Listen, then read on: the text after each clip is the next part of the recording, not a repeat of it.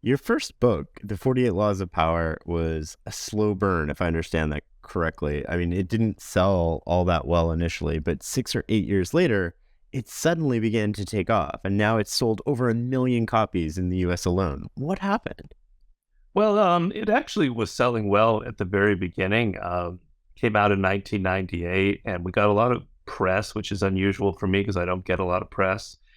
So it's actually selling pretty well in the beginning. I can't complain, and I think because of that initial push with all the media that we got, it kind of got out there in various different areas. Like it started, the rappers started reading about it, people on Wall Street. It kind of spread throughout the culture. And the thing about the book is that it just keeps selling steadily. So there'll be articles and media. And it's what now, almost 20 years. My God. Um, every now and then there'll be an article and suddenly the sales spike, or when Trump got elected, suddenly the sales spiked.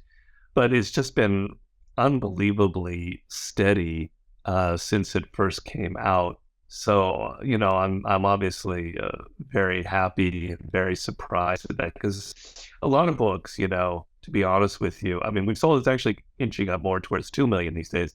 A lot of books, they sell really well in the beginning and then they just die. So, it's been a remarkable ride. What do you think gives it such longevity? Well, it's hard, it's better for readers to weigh in on that. But if I were to speculate, I designed the book to be timeless. I looked at a lot of history. I kind of mined all cultures and all periods of history to sort of give it a feel like I've uncovered something very real about power. And so it's not timely. I'm sure, in 100 years, it'll start looking a little bit timely as people, have some distance. And it definitely reflects the period, the history that we're going through now. I don't doubt that. But I tried to make it as classic as possible. And the thing about it is, and I tell people a lot because there's a lesson in this. I had an idea about power, Machiavelli, mostly because a lot of the books out there that talk about power in this world, I feel like really unrealistic. They're very wary of the truth. And the truth is, as I discovered in all my different jobs, is that people can be very manipulative. They don't show it. It's all sort of this hidden language that goes on. And the books don't really expose it in any way that's practical or that's real. And I felt like personally, I felt a real hunger and anger. And anger was, why are people so skittish to talk about what really happens in offices and in politics and in all areas of life? This kind of stuff that we know when we work in an office, it goes on all the time. And so I was kind of angry that no one was really covering this, and I maybe made it a little bit harsher than reality in some ways. I'm not going to say that for sure, but there is some literary license here in what I'm describing, but I think people are attracted to it because it's not like what other things are out there. It's delivering the truth, the reality as straight as can be, and we don't have enough of that in this culture and these sort of correct times. So I think that's given its appeal and its longevity. You certainly didn't sugarcoat anything. I mean, you kind of like opened the curtains and let this concept lay bare for people to digest in all of its rawness.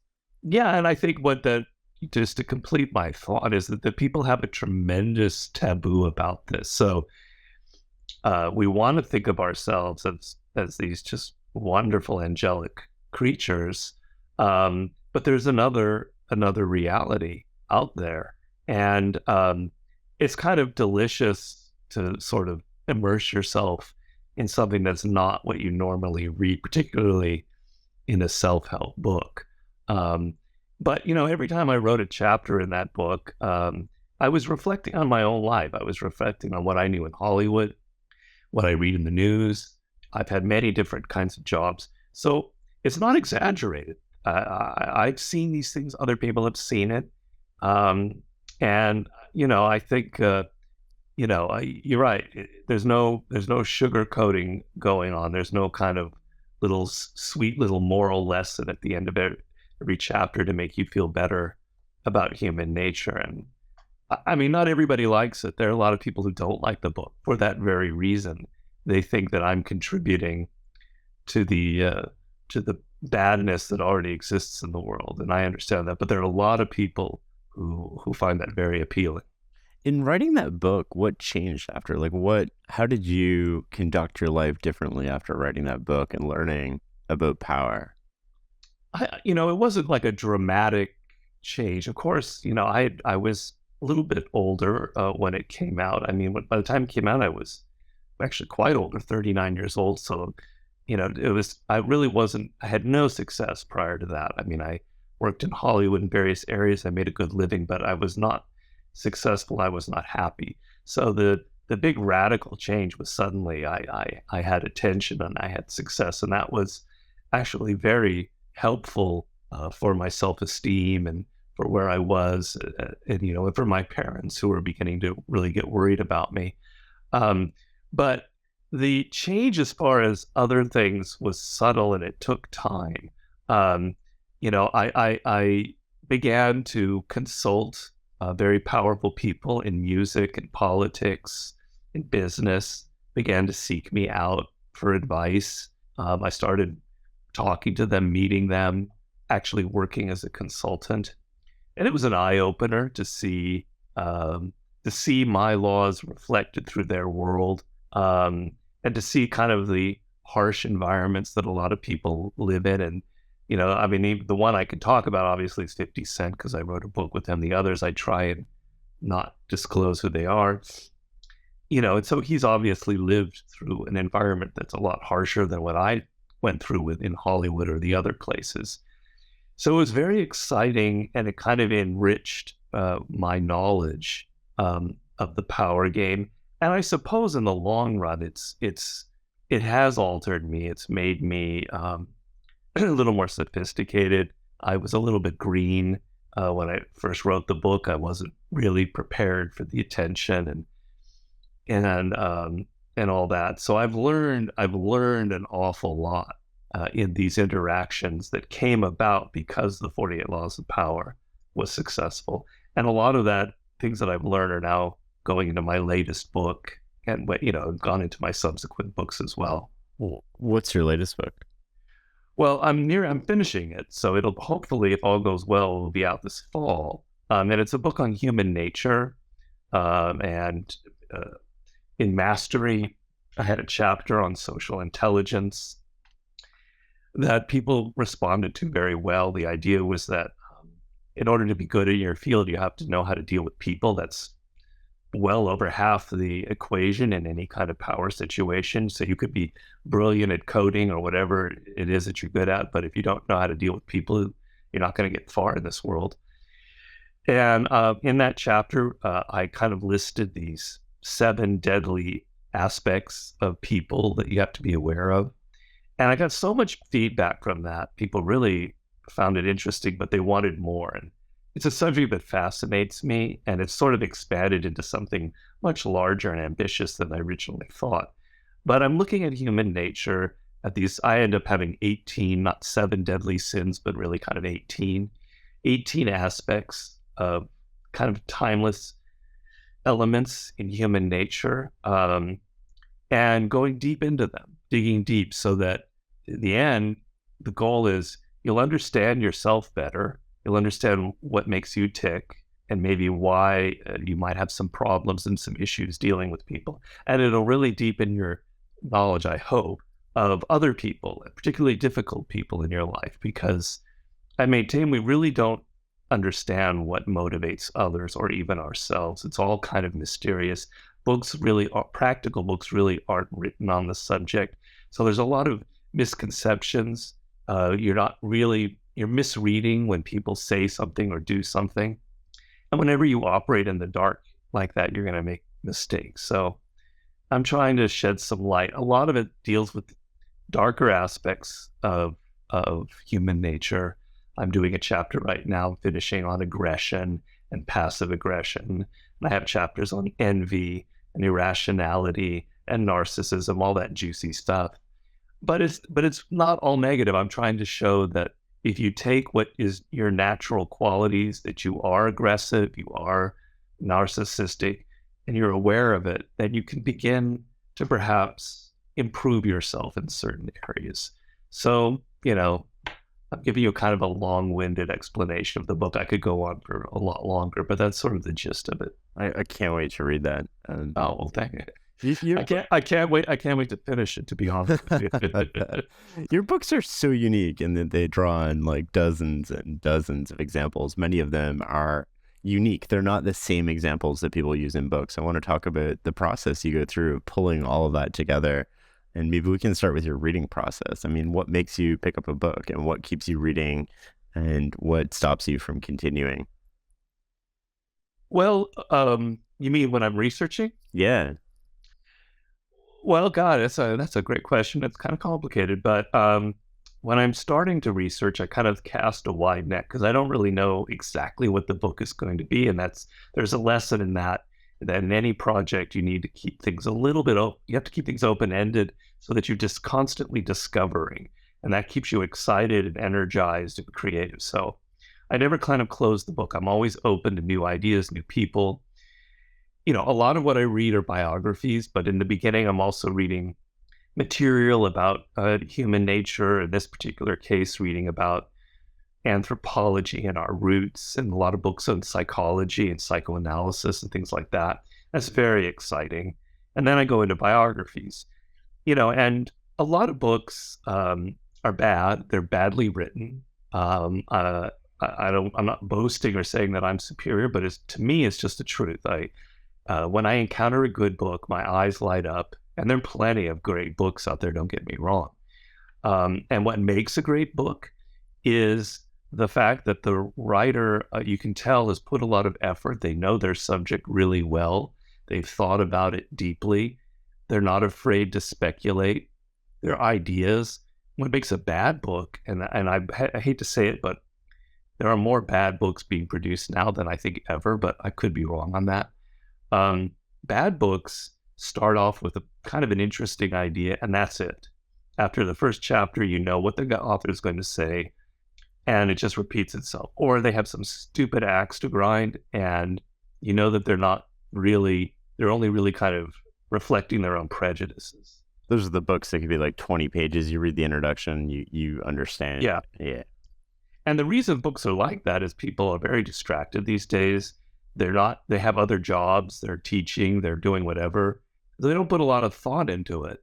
I like Walter Isaacson. I think he's a very fine biographer, but even like the Steve Jobs thing, he's rushed. He's got to write it because she just died. And like I don't really feel like when I read that book, I understand the man, Steve Jobs, that well. It was kind of shallow. It was sort of skimming on the surface. I like people who go into the depths. You don't have to lie. You want to get to the truth. But what is the psychology that made Steve Jobs who he was? When I wrote my war book, my book on strategy, clearly the main character in that book was Napoleon Bonaparte, somebody who fascinates me. And I read probably 5,000 pages worth of biographies, and there were great stuff, but nobody really nailed what made that guy tick. And I wanted to figure out, in my modest way, what I felt made Napoleon tick, and I felt like I had my interpretation. Well, I really, really love books that do that, because you can accumulate facts and data. I could go on Wikipedia and do that. What I want is someone who's delved into the subject and now starts cranking out interesting ideas. And I went through that. I described that in Mastery, that whole process. So I like writers who show that kind of mastery. Obviously, someone like Robert Caro with the Lyndon Johnson series, those massive tomes. Those are amazing. Yeah. They're amazing. And his book, Master of the Senate, which I use extensively in my new book, is just an incredible treatise on power, filled with amazing thoughts and interpretations and analysis and speculations. It's fascinating. I just read, for the chapter I'm writing now, I'm read Ron Chernow's book on Rockefeller.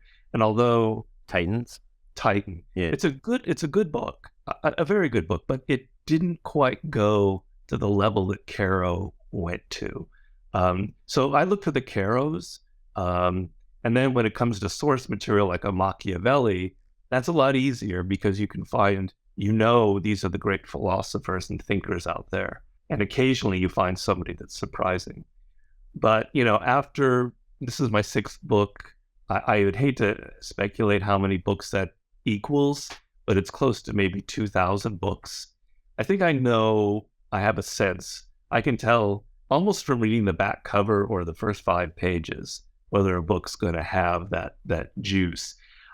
There are great biographies that are being written now, and I'm using them in my new book. So I don't mean to say that's a genre that actually is doing very well these days.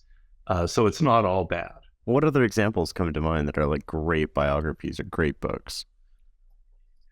Well, I'm having to think of the research that I've just been doing. So one of the chapters, I really made an attempt to have more stories about women in this book because you can't write a book about human nature if it's all white men. So I have one of the figures is Coco Chanel, who's a great businesswoman, and it's an amazing story.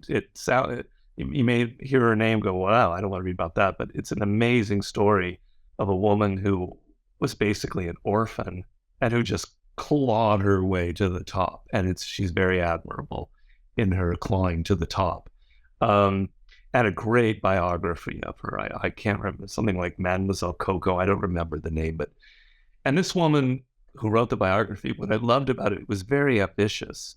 And she's, Coco Chanel ended up being kind of a Nazi sympathizer. It's the main black mark on her story, a very large black mark.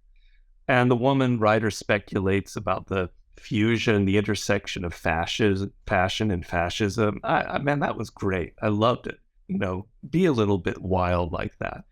Martin Luther King is a character that I cover, and there's a great biography of him. The names are scaring me, like Garrett, something like that. 800-page biography of him and of the Southern Leadership Council. That's really good, really great. There's this biography of this woman, Caterina Sforza, who's kind of the Borgia, female Borgia of her time, and a great biography called Tigress, a new book.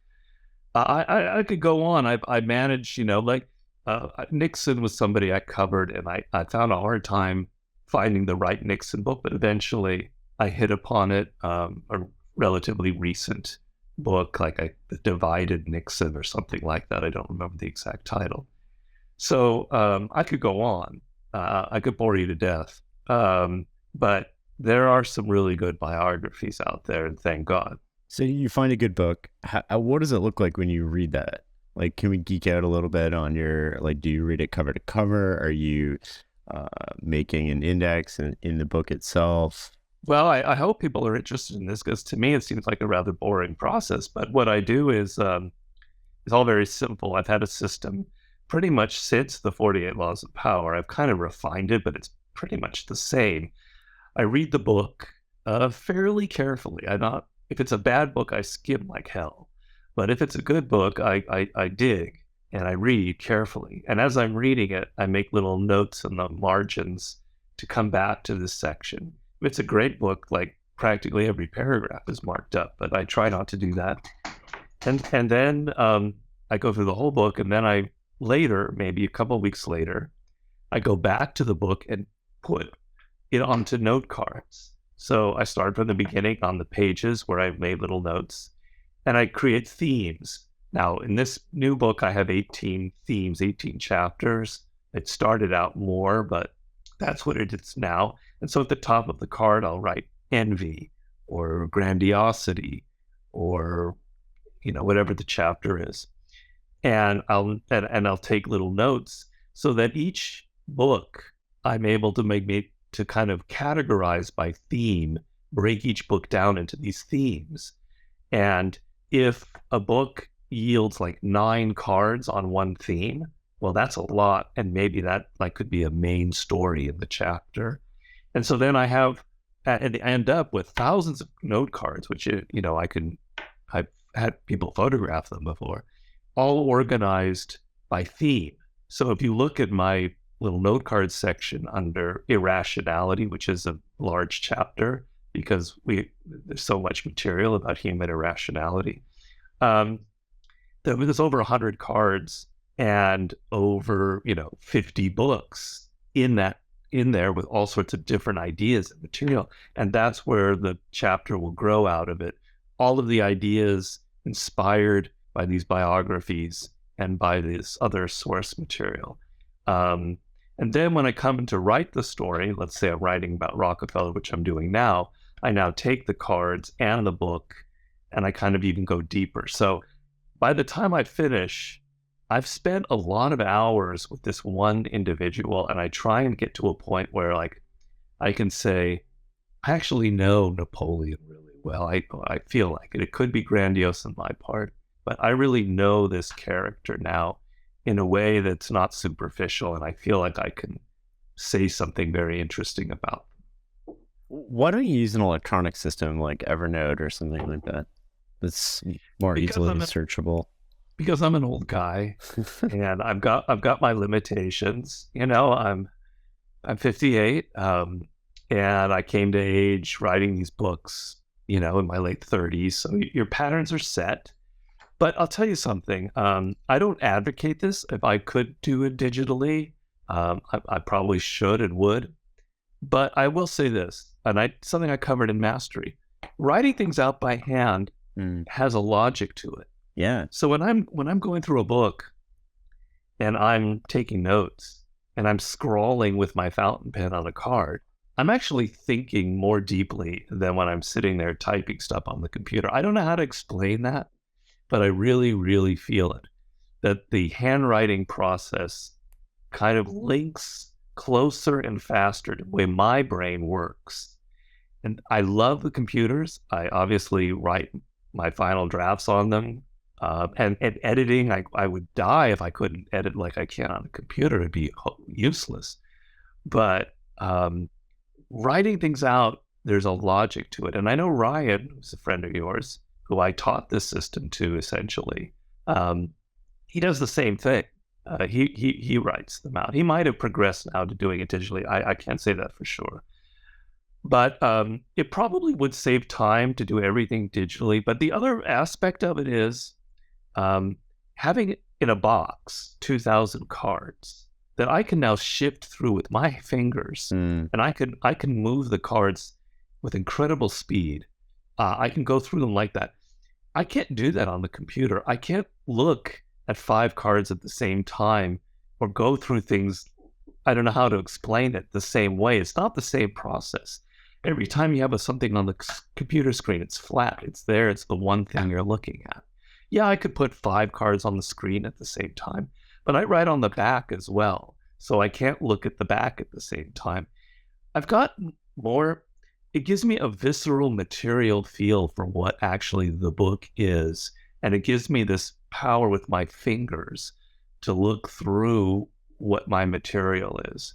So, how do you come up with the themes? Well, it's been this way since the 48 Laws. Wow, you're really going into this, man. Yeah, I love this. I hope people aren't like in a coma as they hear this. It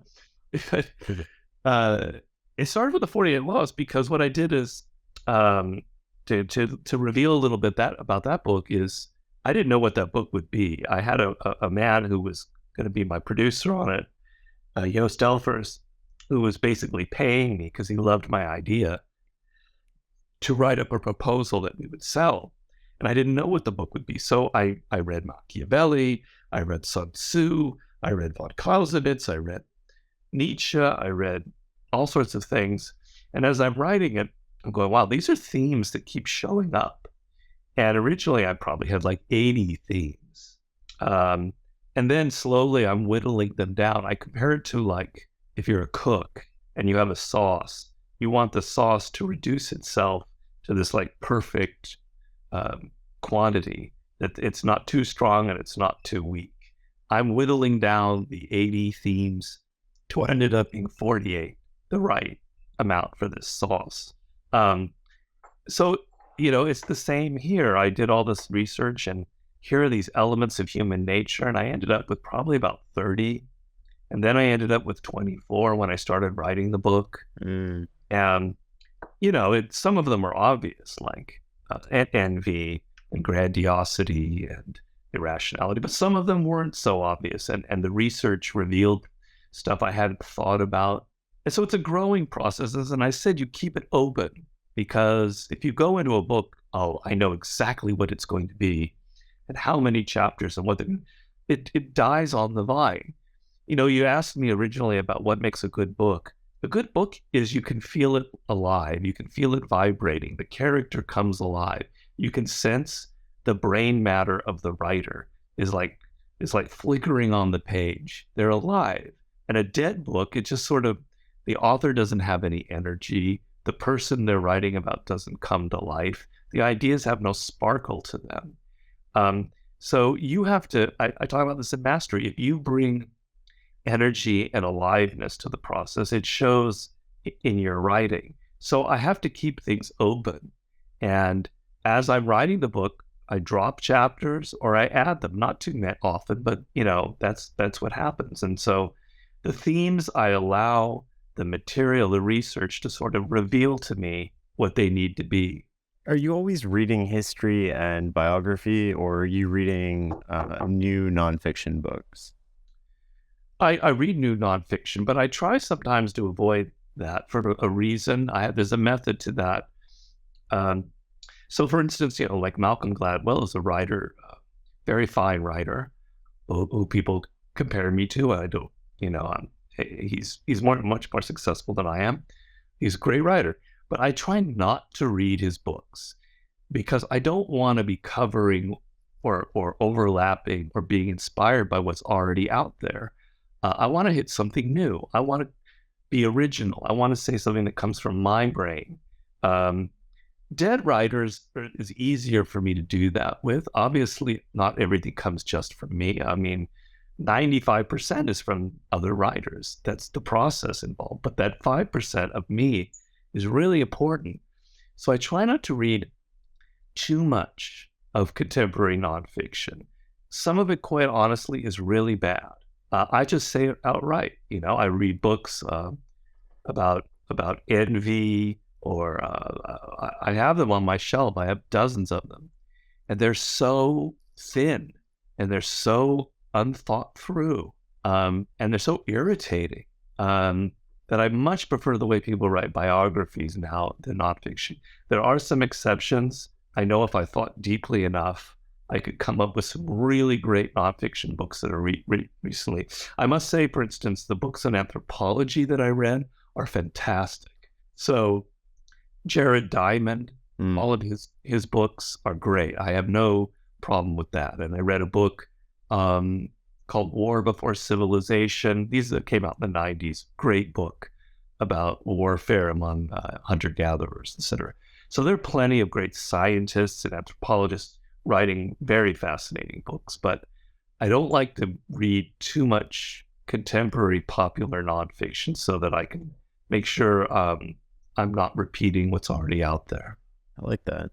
What does researching and writing a book about something like the 33 Strategies of War do for you personally? Like, what did you take away from that and apply to your own life, to business, or relationships? I'm wondering if you can give us some examples, because I think a large percentage of people who read books like these love them and feel them, and they're like, oh, finally somebody sees something the same way I do, and then they struggle really to put some of this stuff into action. Well, I try to design the book so that you can put them into action. I understand the war book was a difficult book to write because, frankly, Napoleon is a fascinating subject. But if you look at his main strategy, which is the flanking maneuver, to always attack from a side or from behind so that the enemy is caught by surprise and then becomes disorganized, how do you apply that to my life working at a software firm in Silicon Valley? I struggled because I wanted to make that connection. If the book succeeds, it's because I did manage to do that. If it fails, it's because I didn't. And the idea then that I pulled from that chapter on the flanking maneuver of Napoleon is that when you approach people indirectly, it has tremendous psychological advantage power. So when you hit people from the side with an attack, there's no punch that's more powerful in boxing than the one that comes from the side and is unexpected. It has relevance to if you're planning to counter a rival in your business. If you hit anybody frontally, they know what you're up to. They can put their best defenses forward, and then it just becomes who can outslug the other. But if you surprise people, if you surprise them with your seduction, if you surprise them with your sale, if your approach comes from an unexpected angle, it has the same basic psychology that Napoleon used in the battle at Austerlitz or wherever. That's what I'm aiming for, is what's the psychology? I went deeply into Sun Tzu. I can't begin to explain to you how deeply I spent several months with Sun Tzu. I don't read Chinese, I don't pretend to, but I read books that annotated books that went through the Chinese characters of each of his chapters so that it would explain to me the psychology behind something. Sometimes the translations don't really express what's really behind it. So that I can figure out, and we're all fascinated by the art of war, but like, how do you apply it? So I went in and kind of figured out what is he trying to say about what really creates force in the world, what like makes an action more forceful than another. What is momentum? We all talk about momentum, but it's a powerful thing. What is it? I went at it trying to make it as practical and actionable as humanly possible. It was very difficult. It was exhausting, but I really had a kind of a euphoric feeling near the end that I had uncovered something that hadn't been covered before. Now, it could be, as I said, grandiose on my part, but I really felt like the effort yielded some truths in that. As far as it changing me, I've always been have a sort of a strategic approach to life. So it just only made me more that way. But it was mostly the struggle to make Miyamoto Musashi and his ideas for sword fighting relevant to everybody out there. It's well worth a read if you guys are listening and you haven't read it.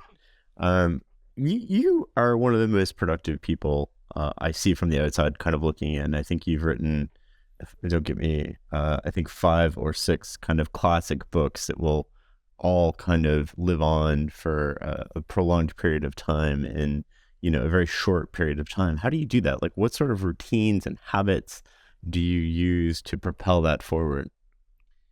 Well, actually, I take a long time to write a book. I mean, by the end of it, this book 6 was my 6th book, was going to be nearly 4 years, which is a little too much. But so I'm not fast, but I'm very thorough. And I've described it before in several blogs, which I haven't done in a while. But when I was writing about the process in mastery in writing the book, is that they're very physically demanding. In that I'm going through I'm thinking about it night and day. And if you've ever done mental labor like that, it's more tiring than physical labor. Oh, yeah. You end up like 3 or 4 hours and you're just like a vegetable, and all you can do is like watch, cheap entertainment on TV just to veg out. So if you're trying to sustain that for 2, 3, 4 years, it can be really tiring. So I do have routines, as you asked. I meditate every morning. I've been doing that now for about 8 years. Very rigorous, long meditation every morning. It really helps clear the mind and not make it so I can relax a little bit and not get too frantic. I exercise every single day. Even if I'm sick, I still exercise some. I mean, if I'm really sick, maybe not, but that does hardly ever happen. So, and some of that is intense exercise, like swimming is long distance swimming. And that really takes the stress off and relieves your mind. And then, I just do 3 hours every day of the writing because it's about all I can stomach. And the rest of the time, I might take notes, think, or I might just go online and read mindless stuff just to decompress. But what happens is and you do it every day.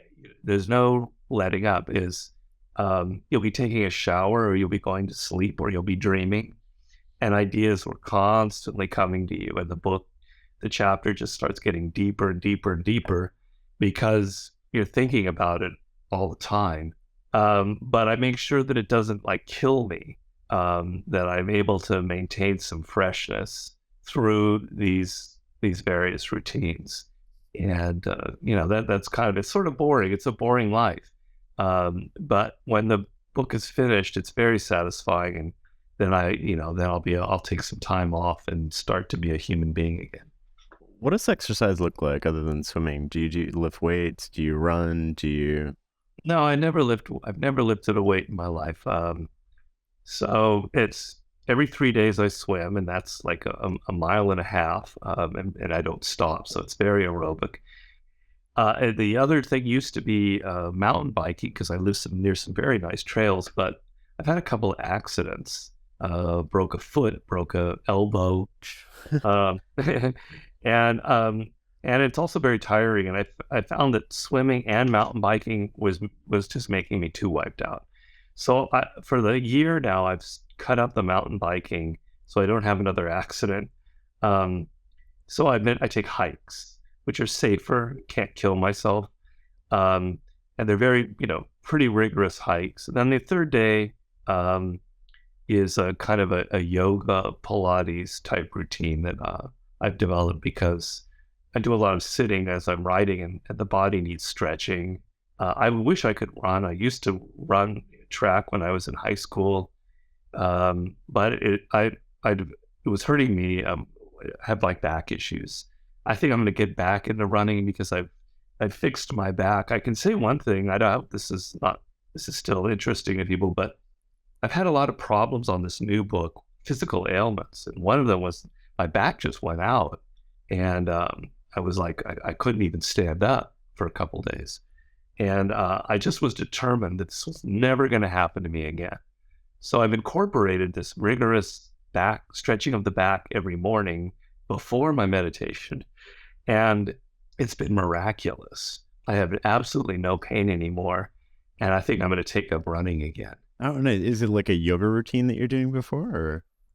It's like 20 minutes of, some basic stretches of every problem area. The back, the psoas muscle, the sacrum, the piriformis, and my chiropractor said you have to do each pose, I think, for 40 seconds in order to have a benefit. So I make sure that I do them each like a minute long.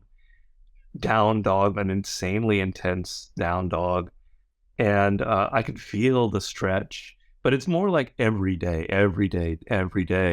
that it's not completely gone, but it's gone to such an extent that I finally feel like I can start running again. And that's kind of how I approach some of the other.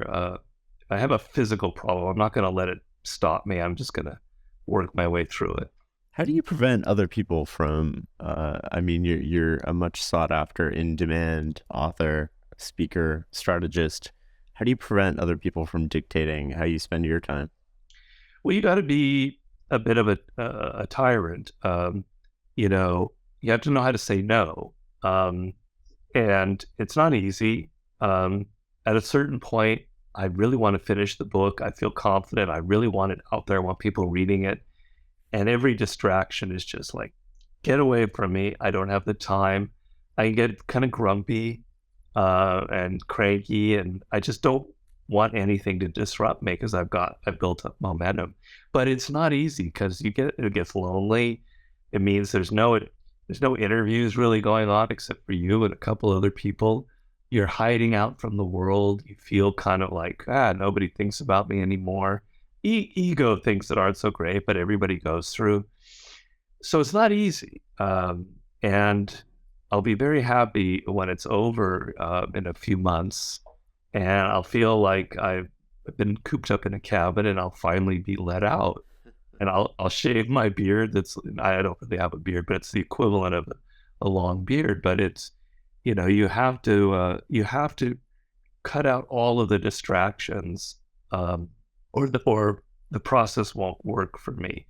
Because as I said, and as I've disclosed in Mastery, the way the human brain works is your best ideas come to you when you're not thinking about them. If you're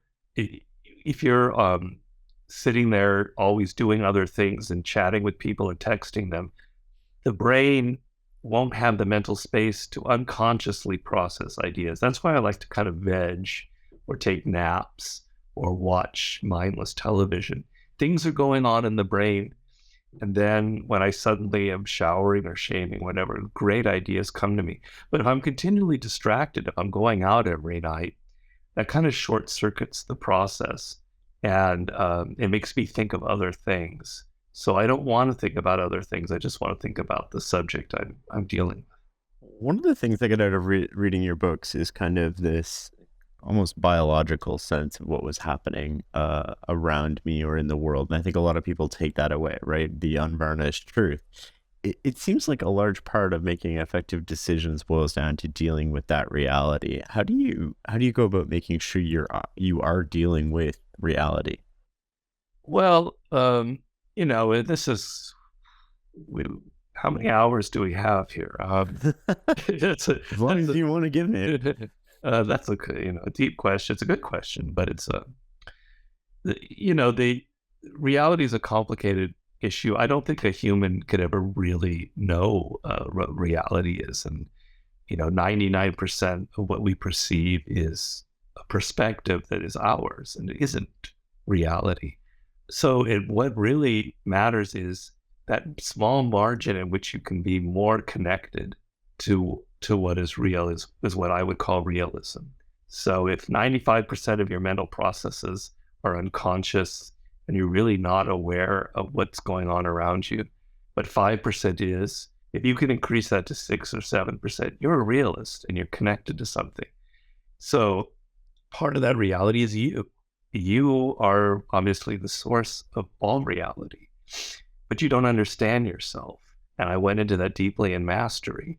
You don't know why you like something. I'm going to be writing an essay soon, if I can ever get the time to post it, about a single power that's the greatest power any human can have, and that's the power to ask questions. And I'm going to derive a philosophy around it in a 5-page essay. But asking questions about yourself. Why do I like this book?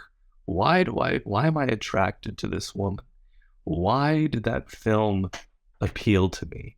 Why am I going and starting a business or pursuing this field? You don't know. You're an automaton. You're a robot. You're not thinking about it. You're just reacting to stimuli. If you start to ponder why, if you start to say, well, why am I attracted to this? What does it say about me? And you go into your childhood and you think about it and you think about what it says about you. Suddenly you're uncovering a little bit of that reality about yourself. And the power of that is immense, because now you can choose a career that fits your weirdness, your uniqueness. Now you can avoid people who are just going to suck your energy because they're not interested in the same things you are. It just has immense power to know who you are. Those were the words inscribed on the threshold of the Oracle of Delphi, know thyself. And so that's reality. But then the reality is also other people. You're walking around and you don't understand the people you deal with. You could be married to someone 30, 40 years and you don't really know them because you're not listening, you're not paying attention, you're not asking questions. The other people in your life are just projections of your own emotions. So stop and think about them and try and not project and try and get inside their skin and try and understand why their world from their point of view. Now you're connected ever so slightly to their reality, which is powerful because it gives you the power to influence them, and it builds up your empathy, which is an immense human potential that people rarely tap into. And then the other reality is the world that you live in, the culture that we're in. If you don't understand the times that we're living in, the zeitgeist, it's very hard to create a book or a business that taps into where people are right now. So you have to know the cultural environment, the climate, the world we live in. You have to know the business environment. What does it mean to the competition that you're facing? So you know that world. Now you're a little bit more connected to that reality. So those are the three zones of this reality. And if you could just start piercing a little bit more, then you're more of what I would call a realist. I like that answer a lot. It's really deep. One of the things I wanted to follow up on is, how do we learn to ask better questions, not only of ourselves, but the people around us? Well, that would be part of this essay that hasn't been written yet. It was an idea that I had when I was showering a couple days ago. But you don't want to, if you're asking questions at people, I mean, yourself, it's quite easy. Or the world, yeah. It's quite easy to ask the questions about yourself. People, not so easy, because you can very easily become irritating and intrusive if you're sitting there. Well, tell me about your mom and your dad, and why are you going out with this person? People will start hating you. There's a way to do it where you're not so intrusive. People love to talk about themselves. I mean, that's law number one of human psychology. The favorite subject for anybody, myself included, is myself. Because we never really get to talk about it enough. We never get to be the star in our own show. People are dying to talk. So there's an art to asking the kinds of questions. What is it that they want to talk about? It changes with each individual. Some people, I'm always fascinated and want to know about their childhood and their parents, because to me that holds keys to their psychology, and it's endlessly fascinating to hear about people's peculiar backgrounds, often so very different from my own. And there's a way to do that that's kind of fun and not so heavy, and you don't go, well, did you dream about sleeping with your mother? No, I don't go with that. I said, where are you? I don't know. There's always an elegant way to broach the subject, but getting people to talk about the things they don't normally get to talk about, their desires, their ambitions, their experiences, their childhood.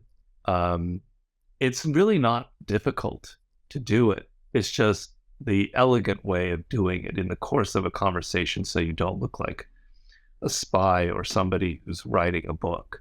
And you wanting to find out, their underlying values, what somebody thinks about, what their value is, determines their psychology. If I value my work and my writing and my books, then everything I think about tends to revolve around that.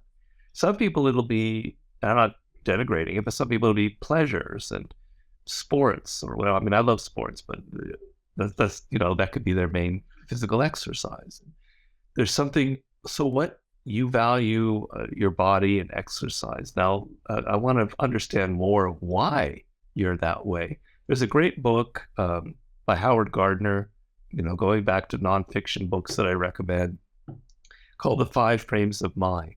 And he's basically saying that there are 5 kinds of intelligence, and a person will tend to have one of them as their main intelligence. It could be patterns in math, it could be the body and kinetics, it could be words and sound. I don't remember off the top of my head.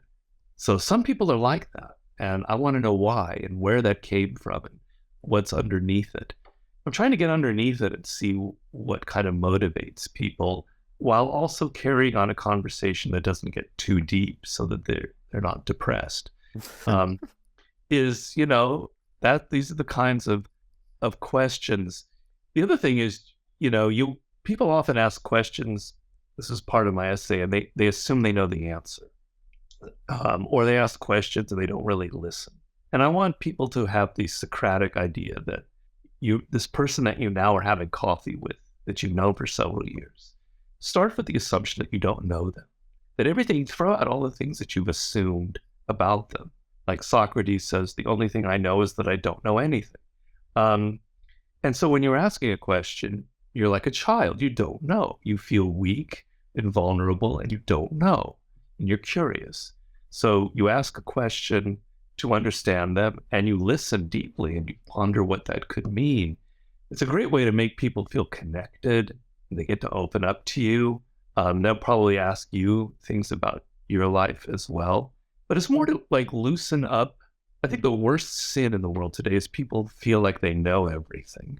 They've got Wikipedia, they've got their smartphone, they can figure anything out. And I want this essay that I write to return you back to your ignorance. You don't know. You don't know about the world. You're not really connected to the zeitgeist. You don't really know what's going on in your work world. You don't understand people.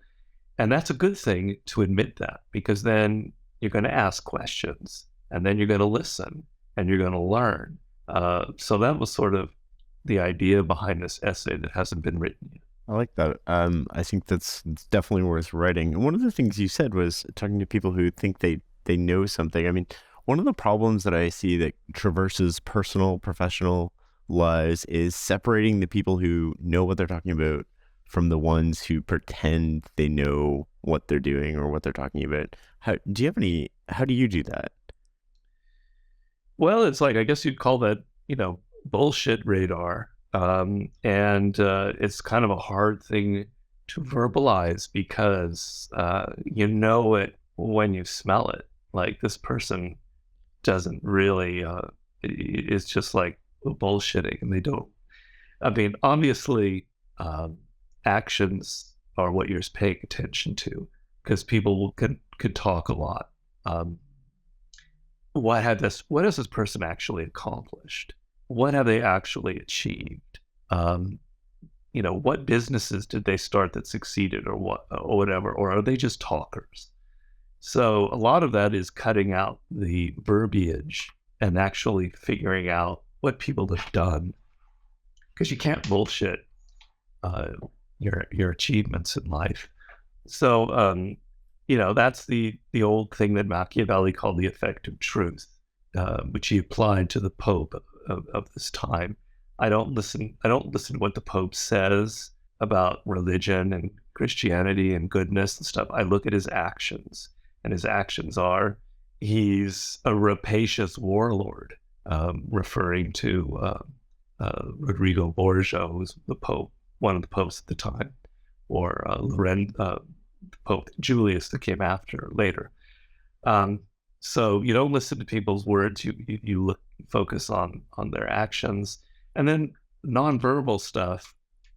Obviously, is very important. I have a whole chapter in my new book about nonverbal communication, because it's an untapped zone of knowledge that I try to go into, but I mean, really, several books could be written about it. But people reveal things through their body language. They reveal the fact that they're not sincere.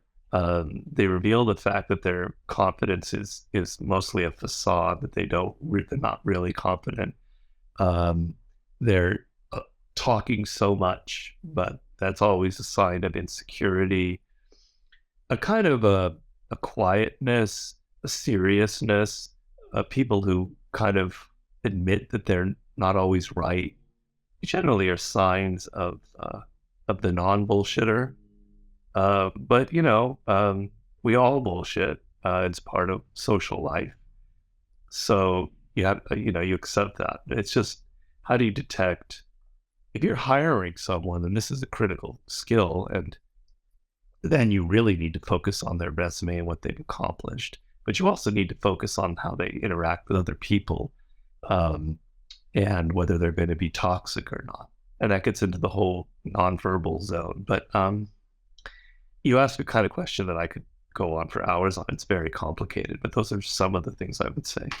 Thank you. I appreciate you going into such detail on it. I think, speaking on behalf of listeners, we love that sort of stuff. So the more detail, the better.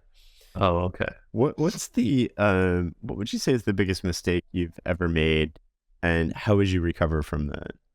Well, I've made several mistakes in my life, but then Ryan wrote a great book called "The Obstacle's the Way," and I've written about similar subjects in the 50th Law and in other books of amor fati, which is basically embracing your fate and not looking at life as if you actually have made a mistake. Well, you have made a mistake and you have to learn from it, but there was a reason behind it.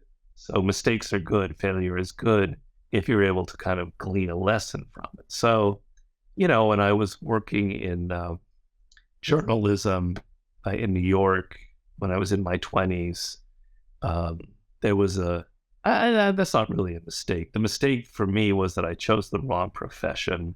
I wasn't really suited for it. And it cost me several years of my most creative period, and I got out. That's not like a huge mistake. And then a similar thing, with Hollywood. Um, I can't really think of like an egregious kind of huge mistake that ruined my life. I can think of 20 little mistakes, like um, law number one of the book is never outshine the master. And I probably violated that law maybe 3 or 4 times prior to writing the book, where I'd be the researcher on a television show. And I was so good at it that everybody hated me. I was like, I was the only one that came up with the right kinds of stories. And instead of making me popular and making me, giving me a huge salary, it made me fired Hmm. because I was outshining the master. I made mistakes like that, and then a lot of mistakes from getting emotional and getting upset and realizing that that's not the proper answer to life. So, little things more than any kind of man. I did that really enormous, egregious mistake, and it set me back for several years. I don't really have stories like that. I'm sorry. How did you go about reflecting on that, though? So to becoming less emotional, like it's not a switch you just flip, right? And it's like, Well, oh, sometimes, as you get older, it's easier.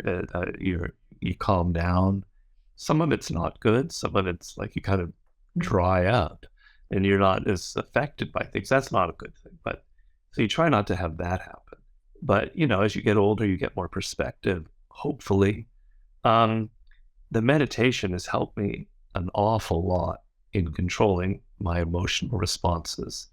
90% of the meditating, I do a practice, a form of Zen meditation. And what you're doing is, it's hard to concept to relate, but the idea is you're thinking of your thinking as if you're a spectator of yourself. mm, You're looking at yourself and you're going, this is my mind and how it's has these anxieties and these obsessional thoughts. And you're looking at it as if you're another person. Can't explain it any other way, but it's really an interesting thing to go through. And so you end up having distance from yourself, and you end up seeing that you're kind of a programmed person to respond to certain ways. And with that distance, you find it easier to not react. So with the meditating, been much easier for me to not react to situations and to kind of hang back and go, wow, that's just life. That's just how things are. Let me wait and see what plays out. So the meditating has helped a lot. Getting older has helped a lot, and just kind of an awareness of in the past how getting angry or emotional can be very destructive and can ruin your life. And so learning to control that because of mistakes you've made, etc. That's kind of what's going on.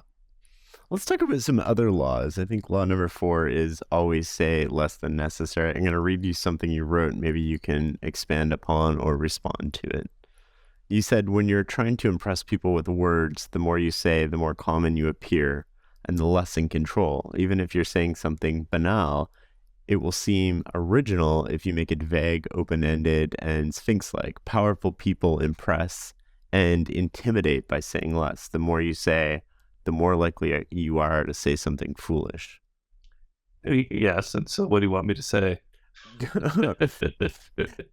How do Want me to- you want me to talk hours on how to say less than necessary? well, can I you mean, you it's kind of expand on explains that? it kind of explains itself. I mean, The more you talk, the more likely you are to say something stupid. I mean, that's pretty obvious. Um, in a nonverbal way, people who talk a lot indicate kind of nervousness and insecurity. So you look a bit weak. Um, and if you kind of hold your tongue and you only say kind of slightly enigmatic things, people start wondering, wow, this person, there's more to him or her than I thought, which is always a powerful impression. Um, like he said this one sentence, I don't really know what it means. And then you go home scratching your head and thinking about him. That's a power that you have to make people think about you. And the less you say, the more mysterious you are, the more interesting you can become. The less you say, the more other people talk. The more other people talk, the more you learn about their weaknesses and you learn about their hidden desires and what makes them tick. And the less they know about you, and the less they know about you, the better, so you can surprise them. I mean, endlessly. It's contains so much power that it's sort of surprising that people don't need to have that explained. I mean, we live in a culture of transparency and Facebook, and where we want to tell people everything. We want to tell them what we had for breakfast and what we think about the news that just happened, and what kind of clothes we like to buy. We think that's great, but in fact, it's not so great because it makes you seem very banal and familiar. It's really not very interesting. I don't really want to know where you went to lunch this afternoon. It's not interesting except to yourself. I don't want to know your latest dating adventures. It's kind of boring. So stop being so transparent. It's actually kind of irritating, and I don't need to know it. Cultivate some mystery in your life. Don't let people know everything about you. Know how to withdraw. These are other laws of power as well. And get control of your tongue. You don't have to be silent, but talk less, particularly in business settings, but even in a romantic setting. You could talk yourself out of a relationship the more you talk. I mean, I understand in the end you want to be honest and you want people to know who you are. So in a relationship, you don't want to always say less than necessary. I get that. That's very true. But in general, people are not mysterious enough, and there's tremendous power in talking less. And so, in that spirit, I'm going to shut up and let that stand as my answer. Law 29 is plan all the way to the end. You say the ending is everything. What does that mean? It's basically that you're not thinking far enough ahead. You're locked in the moment. Very human thing. It's actually one of the chapters in the Human Nature book about how short-sightedness and how we're always reacting to what people are giving us. I call it, in one of my blogs, I call it tactical hell. You're locked in tactical hell. You're never able to rise above to the level of strategy. You're always just reacting to what people give you. So you can never plan anything. You can never really be strategic, which requires that you think at least 2 moves in advance. So plan all the way to the end is a way to force you to think further ahead. Now, if you think, I've got this plan to get rid of a rival business or to outdo this opponent. All right, in 1 year, I'm going to get to this point. I'm going to destroy them in sales, and I'm going to get market share, etc. All right, how do I get there? Okay, I'm going to get that where in a year. How do I get there? Okay, all right, now I've got a plan.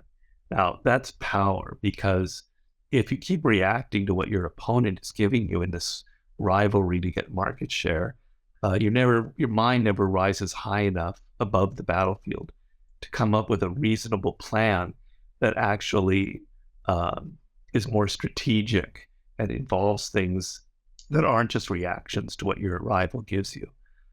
So thinking of the ending is very powerful, and it just forces you to get out of the moment and think longer term. I talk in my new book that we're animals. We have consciousness, but we don't use it right.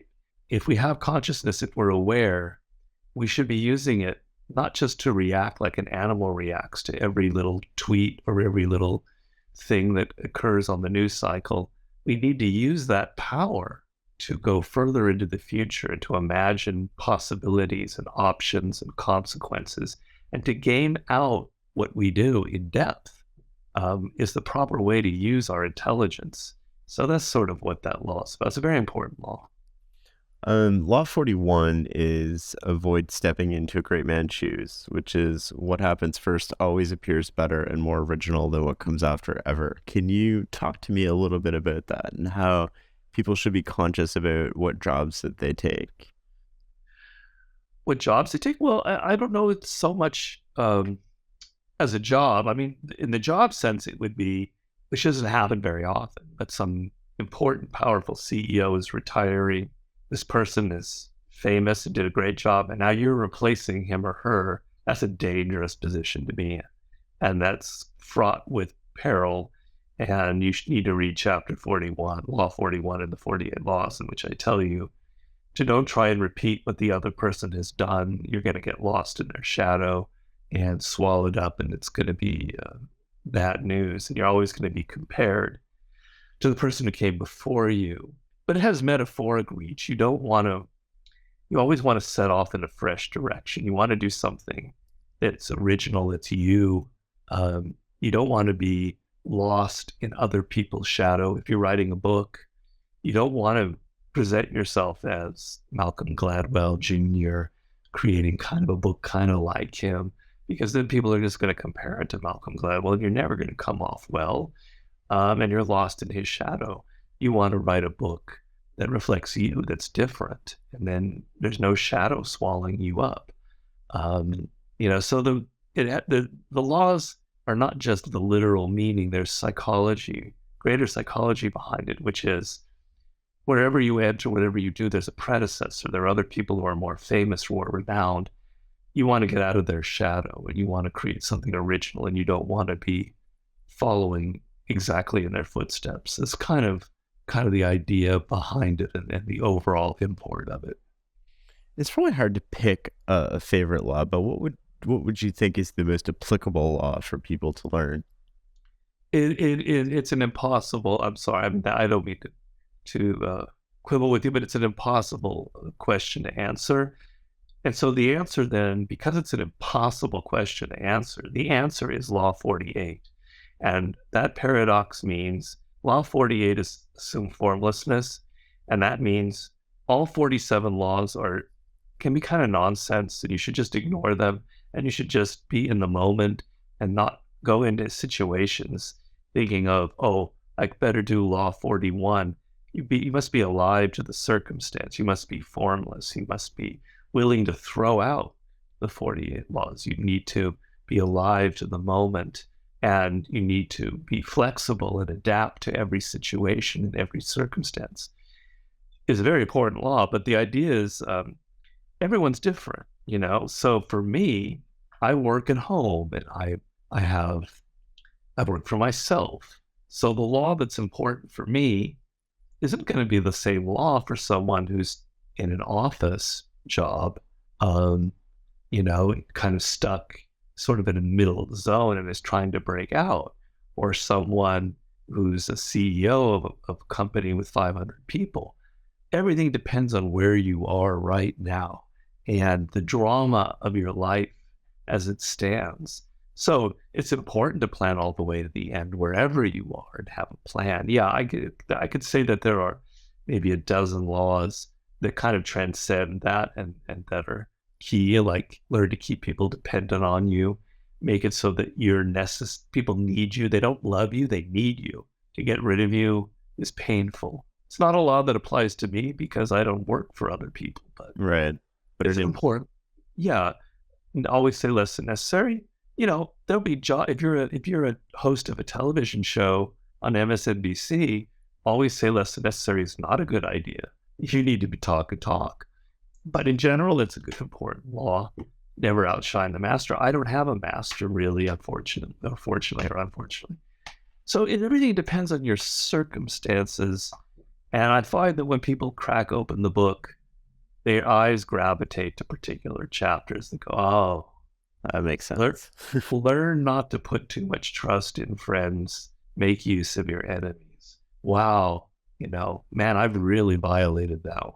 I better read that. That's usually how it works. Or they open it up and they go, this book is evil and I don't want anything to do with it. And they get rid of it.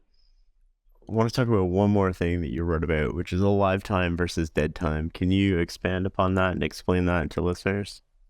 Wow. The I'm almost, I can read the quote that I was yeah, read thinking the of, book. which is the worst thing in life that you can have is a job that you hate, that you have no energy Oh, in, right, and that right, you're not right. creative and you're not thinking of the future. To me, you might as well be dead. Well, yeah, it's like, you could put it this way. Other philosophers have put it this way.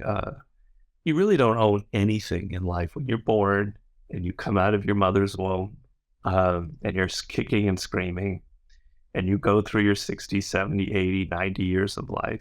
You think that you own stock and money and this and the other, but really you don't own anything because it all disappears, it all goes away, and you die and there's nothing left. The only thing that you own, the only thing that we can say is that you own time. You have so much time to live. At your birth, in the old way of thinking about it, your time is set. Your fate is you're going to die when you're 85 years old. Well, that's a little silly, but let's just say you have 85 years to live. That is yours. That's the only thing that's yours. I know we can say your body, but you know what? Somebody could put you in prison. Somebody could torture you. You can lose that, but they can't take away the time that you have. That time could be spent thinking and enriching yourself. A lifetime, to go expand a little beyond what I wrote, is time that's your own. Nobody tells you what to do. Nobody is commanding you how to spend it. You're not taking that time going over obsessive thoughts that have been instilled in you because you're anxious about this, that, or the other. Taking ownership of your time means I only have this much time to live. I better make the most of it. I better make it a lifetime. I better be urgent, have a bit of an edge, kind of be aware of each moment as it's passing and not kind of in a fog. Um, when you're working for someone else and you're flipping burgers at Burger King, it's dead time. They own you. And but if you're working at Burger King and you've just read Nietzsche's Beyond Good and Evil and you're thinking about it, or you're working at Burger King and you go, I have a plan in a year. I'm quitting this ridiculously awful job and I'm saving my money and I'm going to night school and I'm going to kick ass in this field. That dead time of Burger King is now a lifetime because you've got a plan and everything has a purpose. My purpose here is, all right, I'm going to get a great job after this crap job. All right, I better learn while I'm doing this shift. Well, what can I study? I can study people. I can ask questions to some of the customers that come in at 2 a.m. I can kind of be alive to my circumstance, my situation. I can go home and read books and I can prepare for that time when I quit. Now suddenly you own your own time. It is yours because you are making it your own. And suddenly it goes from being dead to alive. Does that kind of answer the question? Yeah, I think that's perfect. That's a perfect way to wrap up this interview. Oh, okay. Okay, good. Where can people find out more information about you? We have a website called powerseductionandwar.com. The and is spelled out. Those are the first 3 books of mine, powerseductionandwar.com. There's a link there to my site that has to do with Mastery, my 5th book, which we didn't talk much about, but if I may plug it, I recommend it for anybody. Oh, I was gonna try to get you on for another episode and talk all about mastery. All right. Well, you gotta give me a little bit of time. We'll get to that. But yeah, I mean that's an important look if you're kind of not sure where you're going in life. It's not such a Machiavellian book, so maybe that puts you off. It's more about figuring out your career in a grand arc and what it means to master something and become creative in your field. So anyway, at powerseductionandwar.com, there's a link to also a mastery site. We talk about all of the books. So, and then there's links to a place to email me and to the Twitter and to all the other social media stuff. Awesome. Thank you so much, Robert. This has been great. You're very welcome, Shane. You're very welcome.